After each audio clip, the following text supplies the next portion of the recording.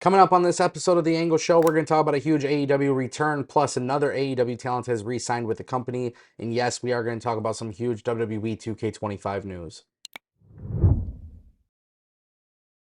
And as always, if you guys want more videos like this, go ahead and click that subscribe button. This way you never miss out on what's happening in the world of professional wrestling. Let's kick things off with WWE 2K25. And more specifically, it has been officially revealed that WWE 2K25 is coming out for the Nintendo Switch 2. Now, a lot of people may not actually know this, but it's actually a relatively big deal because the Nintendo program, the console, whatever, they've had so many issues throughout the years when it comes to actually powering relatively powerful video games. And for those of you who watch my channel that are a huge fan of WWE 2K25, then this one is for you because it seems as if the WWE 2K25 game is able to run on the Switch without an issue. WWE 2K came out, they revealed it, they dropped the trailer. The screenshots actually look really good. I don't feel like it's that massive of a difference compared to what you see on PS5, Xbox, or even PC. But it's still very cool to see that WWE 2K is back on the Nintendo console. Nintendo for years has just lost a lot of the abilities to program these higher end AAA titles. And now we are at the stage where WWE being back on Nintendo is a massive ordeal. Now, I don't know how it is for you guys, but I do know for myself, I grew up playing Nintendo 64. I had Super Nintendo, and I have a fair share of wrestling games that have been collected throughout the years for those consoles. I don't have a Nintendo Switch 2. I don't necessarily plan on buying a Switch 2. I play WWE 2K25 on PC.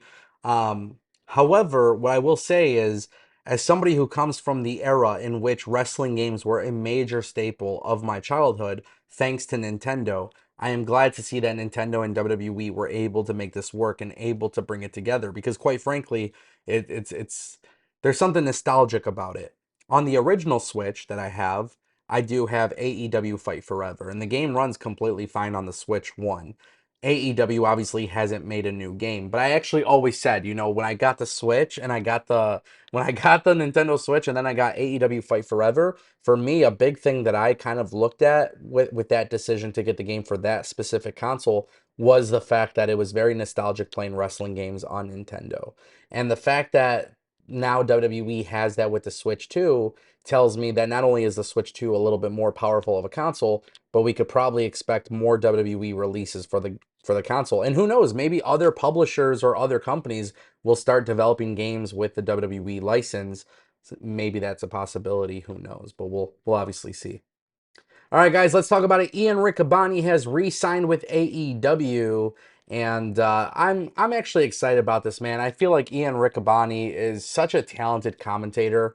I love when he's put on, whether it's Dynamite, Collision, or Ring of Honor. I just think this guy offers a really good style to commentary. And now we know that he has re-signed with the company. So that's obviously a very, very big deal. When it comes to AEW and commentary, I've kind of had my criticisms about commentary for the company. But this is one of those situations where I actually welcome it. Now, Rick Abani had actually confirmed this news on social media himself. He signed a multi-year deal in July 2023, and now he's announced the new contract on Blue Sky. He says he re-signed with AEW Ring of Honor. Very grateful and excited for what is to come. Celebrated by eating some hot dogs at the Iron Pigs at various points since reaching an agreement, which was a while ago at this point. So a lot of hot dogs for me and my family. Listen, man, like this is awesome. He also offered some clarification, which I think is important to mention. He says that his new contract doesn't change anything. He's always going to be doing Ring of Honor, and then essentially will be on AEW television, whether it's Collision or Dynamite, for whenever Tony Khan calls.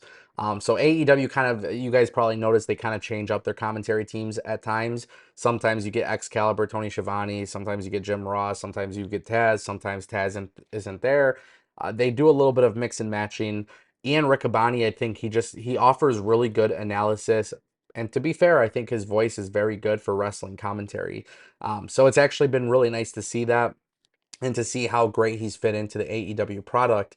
I would really like for this to become the start of him having a more permanent seat at the commentary table for AEW.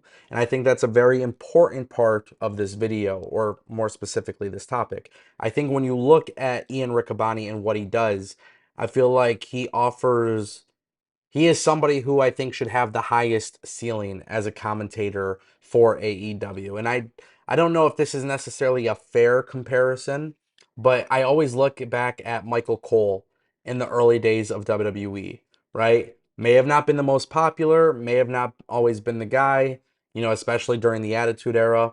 But then as time went on and more time went on, the more longevity he had with the company, he really started to shine and become the guy, the voice for WWE.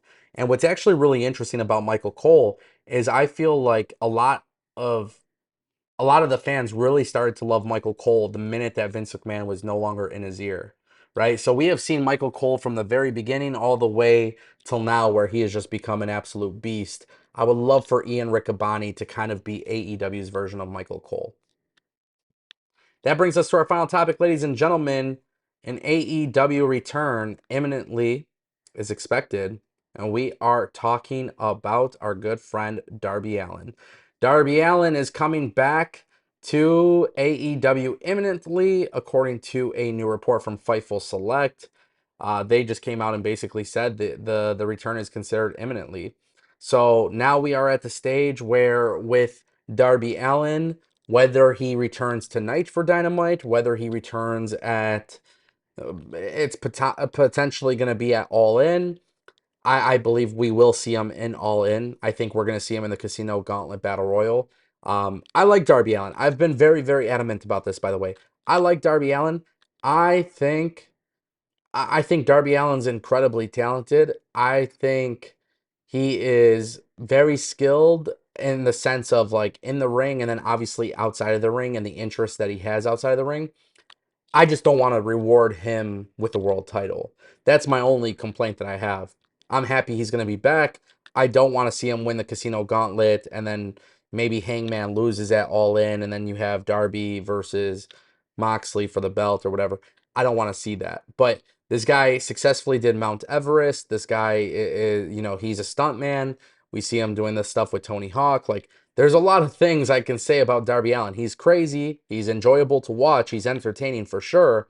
Um, but having him go climb Mount Everest is problematic, right? Because everybody else has to carry the whole weight of the world on their shoulders to make sure the show is good. He goes and does Mount Everest. I don't want to see him come back and be immediately rewarded with a world title.